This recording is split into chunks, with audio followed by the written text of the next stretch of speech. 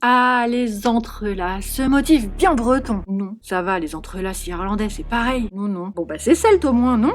Non. Alors, d'où vient ce magnifique motif? Bien avant les Celtes, des 3000 ans avant notre ère, on retrouve déjà des motifs tressés, enchevêtrés et géométriques, notamment sur des objets qu'on retrouve au Proche-Orient, en Égypte et dans le monde méditerranéen ancien. À partir du 8e siècle avant notre ère, les Grecs développent le méandre, le fameux Greek key, méandre. Et c'est tellement joli que les Étrusques, à cette même période, s'emparent du phénomène. Le truc est à la mode, quoi. T'es hyper branché si t'as ça en déco dans ton salon. Et puis ensuite, en plein empire romain, ces motifs explosent. Mosaïques, fresques, pavements de villas regorgent de motifs entrelacés. C'est là que naît le style d'entrelacs qui va influencer ensuite toute l'Europe. Car au même moment, chez les Celtes d'Europe centrale, en pleine culture de l'Athènes, on voit apparaître des spirales, des torsades et des motifs enroulés. Et c'est seulement au haut Moyen-Âge, entre le 6e et le 9e siècle, notamment en Irlande et en Écosse, que naît l'entrelac tel qu'on le connaît aujourd'hui. Dans l'art insulaire, les moines créent des motifs ultra complexes, quasi mathématiques, le knotwork.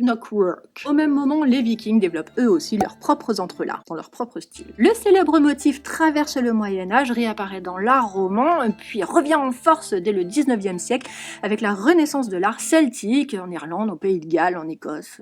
En Bretagne. L'entrelac, c'est un motif né il y a plus de 3000 ans, puis adopté par les Grecs, Romains, Celtes et moines irlandais. Si vous avez des entrelacs dans votre salon, vous êtes aussi branché à la mode que les Étrusques à l'époque, hein. C'est super.